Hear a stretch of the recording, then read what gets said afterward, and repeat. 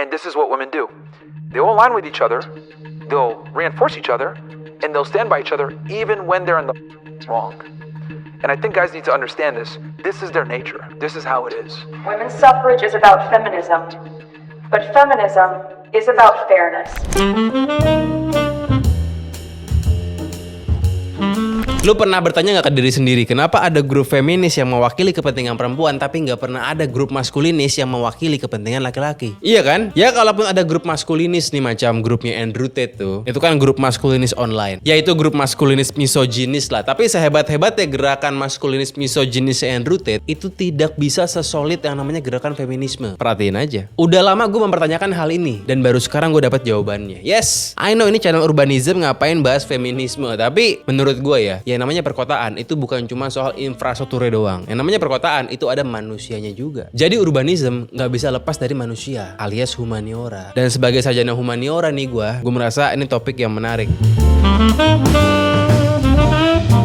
Kalau kita mau tahu jawabannya, kita harus kembali ke zaman purba. Karena kehidupan manusia di zaman pemburu pengumpul itulah yang mempengaruhi evolusi otak manusia modern zaman sekarang. Di zaman pemburu pengumpul, cowok sama cewek itu role-nya beda total. Di zaman purba dulu, cewek itu jaga base camp. Mereka jelas di base camp, jaga anak, saling ngobrol, saling tolong-menolong. Jadi otak perempuan itu dilatih buat baca emosi orang, buat jaga harmoni, dan juga buat kerja sama. Tepatnya kerja bareng tanpa rebutan panggung. Nah itulah yang disebut dengan kolaborasi afektif alias egaliter. Yes, cewek itu lebih egaliter. Sementara cowok nih, cowok itu di lapangan dia berburu. Ya berburu kolaborasi juga, teamwork juga, tapi modelnya itu kompetitif. Yang namanya berburu itu ada role-nya. Dia tidak egaliter. Ada pemimpin, pengintai, eksekutor, semua ada role-nya. Kerjasama, tapi kelihatan siapa yang paling jago. Makanya kelihatan sampai sekarang kalau ngomongin teamwork, cewek itu lebih hebat. Cowok, ya kalau teamwork nyari ranking. Analogi gampangnya nih ya, kalau cowok itu teamworknya kayak main bola. Main bola ya teamwork, tapi ada top score-nya. Kalau lu ngomong Madrid ya ada Cristiano. Tapi kalau cewek, mereka itu ibaratnya paduan suara. Teamworknya itu harmoni. Satu tujuan, ya panggungnya bareng-bareng. Itulah alasan kenapa kalau ada grup maskulinis itu umurnya tidak panjang. Pasti nggak lama pecah. Kenapa? Karena meskipun lu ini pengikutnya Andrew Tate, tapi saat ada kesempatan yang tepat, lu pasti pengen juga ngambil alih posisi dia gitu loh. Itu udah naluriahnya otak cowok. Emang begitu. Cowok itu kecenderungan mereka tidak bisa kompromi. Ada kecenderungan ingin menang sendiri. Jadi ya lupakan gerakan-gerakan yang solid dan langgeng. Bahkan ya politisi-politisi cowok yang dikenal jago kompromi aja pecah-pecah juga. Ya kita kan mikirnya kalau korupsi itu asal bagi-bagi cuan, mereka kompromi, mereka harmoni. Enggak juga. Ujung-ujungnya apa? Ya korupsi mah korupsi, tapi kan ujungnya pisah-pisah juga, pindah-pindah partai juga. Bahkan udah korupsi bareng pun mereka nggak harmoni juga. Kehidupan cowok dari zaman purba itu membuat otak cowok kompetisi driven banget. Yes, menurut riset arkeolog dan juga genetik nih ya, cowok purba di zaman pemburu pengumpul dulu yang punya keturunan itu nggak sampai 50%. Artinya majority orang purba itu jomblo. Kenapa? Karena kalau mau punya anak harus punya istri. Nah, kalau mau punya istri itu harus menang berantem dulu. Artinya mereka yang punya anak itu adalah pemenang. Kalau kalah berantem ya nggak punya anak. Artinya apa? Artinya otak mereka itu emang disetting untuk menyebarkan gen sebanyak-banyaknya, untuk punya anak sebanyak-banyaknya. Karena dengan punya anak, status sosial mereka itu meningkat. Itu yang membuat otak kita itu cowok kompetisi driven. Ibaratnya nih ya, ngapain lu umur panjang sampai 90 tahun tapi kalau nggak punya anak, mendingan lu umurnya pendek tapi punya anak 2. Pikiran zaman dulu tuh begitu. Ya kalau kita ngomongin cowok ngejar cewek, ya emang fitrah otaknya begitu. Selain ngejar cewek gara-gara pengen dapetin trophy wife, ya juga karena pengen punya anak.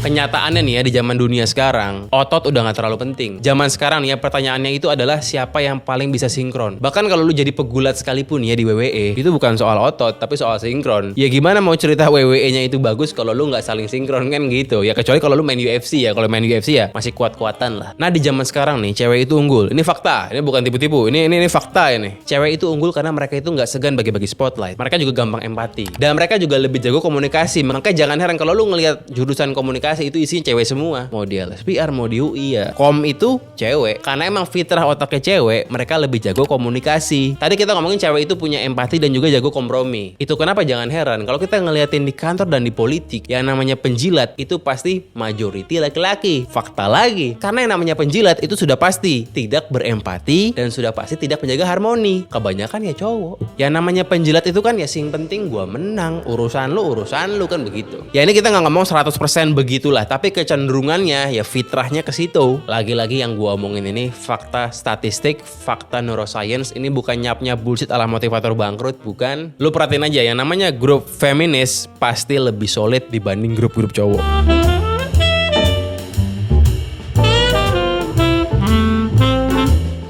Why does women's empowerment matter? Because it's not an add-on to development. It's at the core of development for nations, for families. Nah, balik ke judul. Kenapa feminisme bisa lebih solid? Karena motivasinya beda. Yang namanya grup feminisme itu lahir dari rasa sakit. Sakit bareng-bareng sesama cewek selama ini didiskriminasi, ditindas. Nah, rasa sakit ini tuh bikin mereka jadi empati. Empati itu bikin gerakannya makin solid. Ditambah lagi nih ya, tadi kan kita bilang cewek itu lebih egaliter. Saat gerakan lo itu egaliter, nggak ada nyari-nyari ranking, pasti bakal lebih solid. Mereka berjuang agar semua cewek bisa naik kelas. Nah, gerakan cowok juga ada, tapi DNA-nya beda. Yang namanya gerakan cowok itu lahirnya bukan dari rasa sakit, bukan, tapi rasa frustasi. Mirip, sakit sama frustasi itu mirip, tapi beda. Kenapa frustasi? Ya iyalah, gerakan cowok itu kan lahir gara-gara sakit hati direndahin orang, ditolak cewek, nganggur. Frustasi tuh, bukan rasa sakit, bukan, tapi lebih ke frustasi. Nah, yang namanya frustasi itu energinya panas, gampang meledak-ledak gitu loh. Jadi makanya jangan heran dikit-dikit pecah grupnya. Karena tiap cowok yang frustasi itu ngerasa gua harus bangkit, gua harus lebih baik dibanding orang lain. Nah, kalau cewek itu lebih ke ayo kita bangkit bareng, beda. Ya jangan heran kenapa grup maskulinis itu lebih ke misoginis karena mereka frustasi gitu loh. Cewek-cewek itu bersatu karena mereka pernah jatuh bareng. Nah, cowok mereka itu sering pecah karena bangkitnya pengen bangkit sendirian. Kalau kita mau ambil contoh yang receh-receh nih ya. Zaman dulu rame ada tragedinya Papa Dali nih. Itu kan Papa Dali merupakan suami Jennifer Copen. Cewek-cewek itu yang baru tahu Jennifer Copen siapa, mereka gak kenal nih sebelumnya. Tapi karena mereka hatinya itu solid, bukan hatinya ya, tapi otaknya solid gitu ya. Sesama cewek pengen dukung, woman support woman. Akhirnya mereka itu ngebela-belain loh. Beli-beli skincare-nya Jennifer Copen dengan tujuan mau bantuin Jennifer Copen supaya punya duit lah karena udah gak punya suami kan. Sementara yang cowok-cowok itu lebih fokusnya kayak ini ngapain Papa Dali nih ngebut-ngebut gak jelas padahal punya anak ya. Salah sendiri lah ngebut-ngebut begini. Beda kan? Ini emang udah beda banget. Setiap ada kasus selebgram itu kelihatan tuh. Yang cewek woman support woman, yang cowok beda arah. Yang gak nyalain cowok gak nyalain cewek, emang fitrah otaknya berbeda.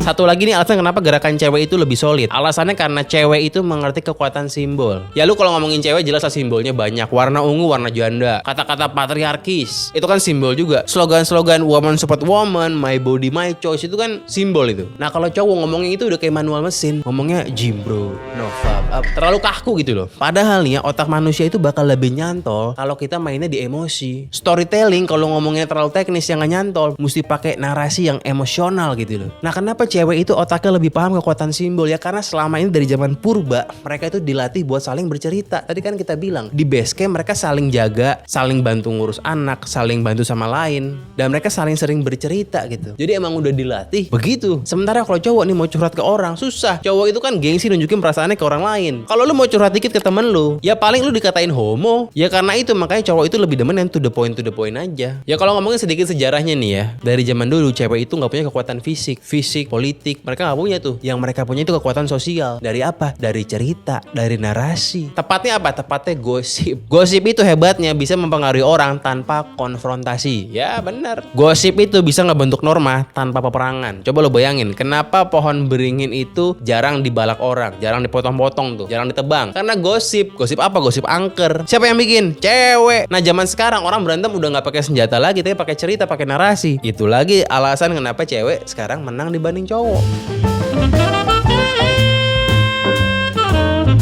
Sekarang masuk ke bagian urbanismnya nih. Kalau kita ngomongin perkotaan dunia sekarang itu udah berubah jauh dibandingkan perkotaan abad 19 maupun abad 20. Apa yang merubah bentuk perkotaan di abad sekarang ini? Jawabannya gerakan feminisme. Asli, serius ini. Saking solidnya feminisme, mereka itu bisa ngerubah kebijakan pemerintah. Zaman dulu nih ya, kota itu dibangun buat cowok, dari cowok untuk cowok. Kenapa jalan itu dibikin lebar-lebar? Ya karena cowok-cowok itu dikasih ide American Dream suruh bawa mobil. Yes, Henry Ford itu jual ide American Dream bukan ke cewek tapi ke cowok. Ngomongin Transum itu didesain buat pekerja cowok, bukan buat cewek. Bukan buat cewek yang punya anak, tapi buat pekerja kantoran pria. Lo intip aja rute kereta. Rute kereta itu pasti dari rumah menuju kantor. Nggak ada tuh dari rumah menuju sekolah anak. Nggak ada, adanya dari rumah menuju kantor. Ya dulu kan waktu rel itu dibikin, perempuan belum ngantor kayak sekarang. Jadi emang kalau ngantor kita ngomongin cowok. Dan kalau ngomongin kursi prioritas, kursi ibu hamil, apalagi space buat stroller, itu mah baru zaman sekarang, baru zaman tahun 2000-an. Dulu mah nggak ada. Kenapa jam sibuk Transum itu dibikinnya 9 to 5? Pagi dan sore ya, karena itu jam pulang pergi cowok kantoran, begitu loh. Default passenger Transum itu adalah cowok bawa koran, bukan cewek bawa anak, bukan. Baru aja tuh mulai tahun 90-an sampai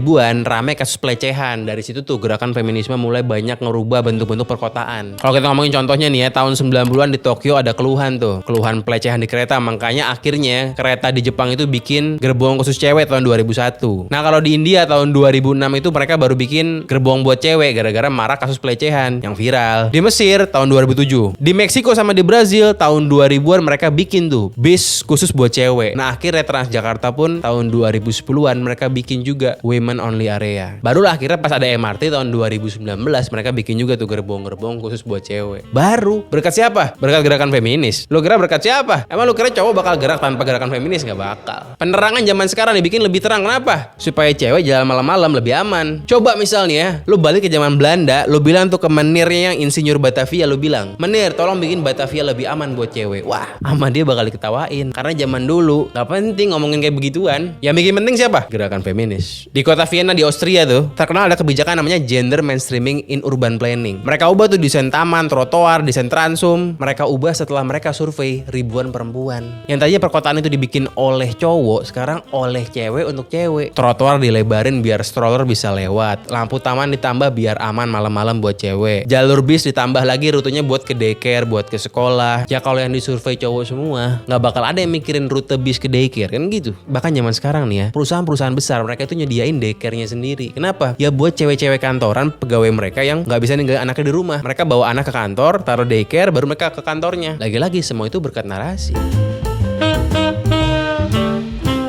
Pertanyaannya, kenapa cowok nggak jago bikin narasi kayak begitu? Coba kenapa yang disantuni itu cuma janda doang? Kenapa nggak ada duda gitu loh? Duda itu kan yang belangsak juga banyak. Menurut data World Prison Brief nih ya, yang namanya penjara itu majority isinya cowok. Di Indonesia 95% napi itu pria. Di dunia jumlahnya mirip-mirip. Artinya apa? Artinya orang yang melakukan kejahatan yang kehilangan arah itu majority banget. Jenis kelaminnya laki-laki. Alasannya apa? Karena tadi otak cowok itu udah kesetting kompetisi driven banget. Jadi mereka lebih risk taking gitu loh. Dan orang-orang yang nggak bisa menang kompetisi cenderung bakal ngelakuin jalan pintas yang ujung-ujungnya bikin mereka di penjara. Cewek nggak begitu. Cewek lebih harmoni kan? Dan bayangin ya, berkat gerakan feminis juga, hukum itu lebih ramah kepada perempuan. Yang namanya hakim itu punya kecenderungan mereka akan lebih reluctant buat ngasih cewek hukuman yang seberat cowok gitu. Ada banyak pertimbangan ABCD-nya lah. Hasil dari apa? Hasil dari gerakan feminisme juga selama ini. Ini yang ngomong bukan gue ya. Ini yang ngomong merupakan sosiolog dan juga kriminolog. Itu fakta itu. Udah tahu hukum itu lebih tajam kepada cowok dan juga napi itu isinya cowok semua. Tapi kenapa nggak ada kebijakan yang mempertanyakan kira-kira alasannya apa ya bisa begitu? Kenapa laki-laki itu hidupnya lebih gampang nyasar? Kenapa nggak ada yang pernah nanya gitu? Jawabannya menurut riset, cowok-cowok yang punya kecenderungan menyimpang itu adalah cowok-cowok yang waktu kecilnya nggak punya figur bapak. Karena nggak punya figur laki-laki yang di look up sama dia, akhirnya mereka nggak tahu mesti ngapain. Ya akhirnya menyimpang. Menyimpang ini bisa jadi penjahat, bisa jadi ormas, pemabok, atau jadi homo. Yes, jadi homo itu ada juga faktor karena misalnya dia broken home. Nggak semua homo begitu, tapi banyak homo seperti itu. Lu tahu nggak kalau misalnya ada keluarga broken home nih ya, di keluarga tersebut ada anak cewek dan juga cowok, yang lebih punya kecenderungan menyimpang itu adalah si cowok dibanding si cewek. Si cowok ini lebih punya kecenderungan bakal jadi homo dibanding cewek ini bakal jadi lesbi. Serius. Dari sisi neuroscience, perkembangan otak prefrontal cortex cowok itu kalah cepat dibanding cewek. Prefrontal cortexnya berkembang lebih dulu terima kasih kepada menstruasi. Karena menstruasi, saraf-saraf di otaknya itu lebih connect duluan. Jadi kalau kita ngomongin cowok sama cewek yang seumuran, itu pasti kecenderungannya pinteran si cewek. Ya cowok itu kan bejembutnya belakangan, cewek udah mens duluan. Jadi kalau lu bandingin nih, ada anak satu SMP, cowok sama cewek, itu pasti lebih dewasa si cewek. Bukan karena klinik, karena neuroscience. Faktanya begitu. Nah, otak bagian depan itu ngebantu lu bisa kontrol diri, ngebantu lu juga buat bikin rencana jangka panjang, ngebuat lu juga bisa punya empati lebih, dan ngebuat lu juga bisa lebih fokus. Makanya tadi cewek itu cenderungnya lebih punya arah karena otaknya membantu demikian. Fakta lagi nih, kalau kita ngomongin percobaan bunuh diri, itu yang paling banyak cowok bukan cewek. Cowok kalau nggak ada figur bapak dia bingung. Mau cerita ke temen dibilang homo. Nah cewek karena dari zaman purba dulu udah biasa tuh saling cerita. Ya cewek ini bukan tipikal orang yang gengsi buat ngeluarin perasaannya. Ya kalaupun mereka nggak punya figur bapak nih ya, mereka punya teman, mereka saling cerita. Dan cewek yang ngedengerin teman ceweknya itu pun punya rasa empati yang bisa ngebuat pencerita jadi nyaman. Sementara kalau cowok karena cowok empatinya kurang, denger teman cerita ya bodo amat. Ya ironisnya nih ya, makin zaman maju kayak sekarang, rasio guru itu kebanyakan cewek, makin timpang. Ya akhirnya apa? Akhirnya tadi anak cowok yang broken home atau bapaknya ada tapi nggak hadir, ya ketemu figur cowoknya siapa? Nggak ada. Makanya zaman dulu Ferry Irwandi bikin konten stoikisme itu viewsnya strong. Kenapa? Karena emang cowok-cowok ini krisis abang-abangan gitu loh. Harusnya kan kalau ada kebijakan maskulinis, yang pertama adalah kuota guru cowok di sekolah harusnya dibikin imbang. Kenapa? Karena menurut fakta, menurut sains ya, bukan menurut pendapat gua, cowok itu butuh guru cowok gitu loh, terutama orang-orang yang broken home. Ya kalau mereka nggak ketemu guru cowok, ya akhirnya nyari abang-abangan. Abang-abangannya bisa belangsak, makin hilang arah, masuk ormas. Loh ini fakta. Lo lihat ormas, isinya cowok apa cewek?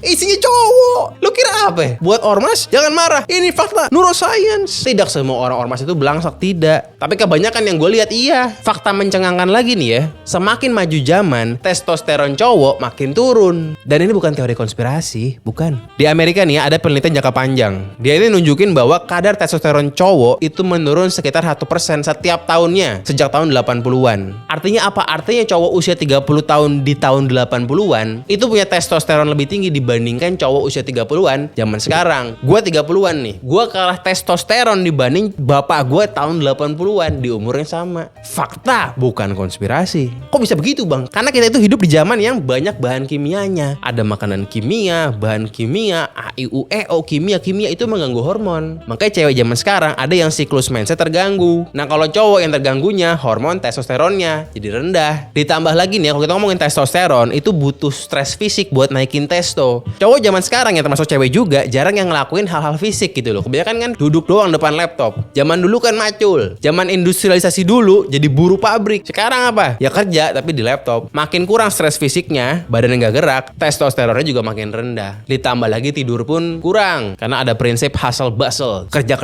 gitu loh. Ya akhirnya tidur pun 6 jam juga nggak sampai. Kurang tidur itu bisa menurunkan testosteron juga. Kalau gue sih boleh sombong dikit, tidur gue luar biasa mantap. Ditambah lagi kalau lu obesitas, itu di lemak lu ada enzim yang bisa ngubah testosteron jadi estrogen. Dan goblok ya zaman sekarang, orang obesitas itu disupport. Siapa yang support? Banyak kan cewek yang support. Ya karena cewek itu empatinya tinggi, tapi empati berlebihan pun ya gendeng juga. Orang obes itu mesti disuruh diet, bukan disupport biar nyaman. Ya makanya jangan heran kalau lu gendutan gitu ya, performa Johnny lo itu bakalan turun. Kenapa? Karena testosteron lu pun turun juga. Lagi-lagi ini bukan ngalor ngidul, ini fakta sains ini. Ya fakta sains itu banyak versinya ya, bisa berubah juga kebenarannya. Tapi at least ada pijakan kebenarannya saat ini. Seperti itu. At least ada studinya yang mengatakan demikian. Dan ngomongin testosteron, itu bukan cuma alat vital doang. Testosteron itu merupakan hormon yang mempengaruhi energi lu, keberanian lu, motivasi lu, fokus lu, bahkan juga kemampuan lu buat ngambil keputusan jangka panjang. Kita kan udah bahas cowok itu secara genetik otaknya itu udah minus soal hal-hal tadi. Dan sekarang makin majunya zaman, testosteronnya pun turun juga. Akhirnya makin minus gitu loh. Ya nggak heran sekarang cowok itu kalah dibanding cewek, itu faktanya. Lah ini bukan masalah Johnny doang, ini masalah bangsa ini. Kan pertanyaannya kenapa nggak ada narasi maskulinis yang minta BPJS itu buat cover terapinya testosteron? Kan harusnya ada. Karena BPJS itu nge-cover lahiran buat cewek berkat gerakan feminisme luar biasa, tapi nggak ada gerakan maskulinis. Ayo dong BPJS cover juga. Yang namanya lahiran itu kan bukan kecelakaan, itu kan di planning. Tapi BPJS cover. Terapi testosteron itu kecelakaan, harusnya lebih di cover lagi. Itulah butuh yang namanya narasi maskulinis. Tapi kan nggak ada. Gue itu kuliah 4 kali, yang lulus 2, yang gak lulus 2. Yang lulus ada sarjana humaniora sama magister bisnis. Yang gak lulus S1 transportasi dan juga S2 kajian perkotaan. Makanya kalau gue menggabungkan yang namanya nih urbanism nih, dari kuliah-kuliah gue yang gak lulus tuh, dengan humaniora yang merupakan sarjana gue, ditambah lagi gue ini merupakan murid online-nya Rio Hasan dan juga Andrew Huberman, ini menurut gue menjadi menarik gitu loh. Karena kalau kita ngomongin urbanism yang terlalu teknis jadi berat, kita bikin yang lebih mudah dikunyah lah, yang lebih general gitu loh, tapi bisa menjawab. Di zaman sekarang yang bisa nguasain cerita, dia nguasain dunia. Bukannya nggak ada cowok yang bisa cerita, tapi faktanya secara evolusi otak manusia, cewek itu punya keunggulan genetik di abad 21 ini. Karena dunia sekarang bukan lagi soal otot, tapi soal narasi dan juga empati. Itu kenapa kita butuh gerakan maskulinis. Karena sekarang yang punya handicap itu cowok.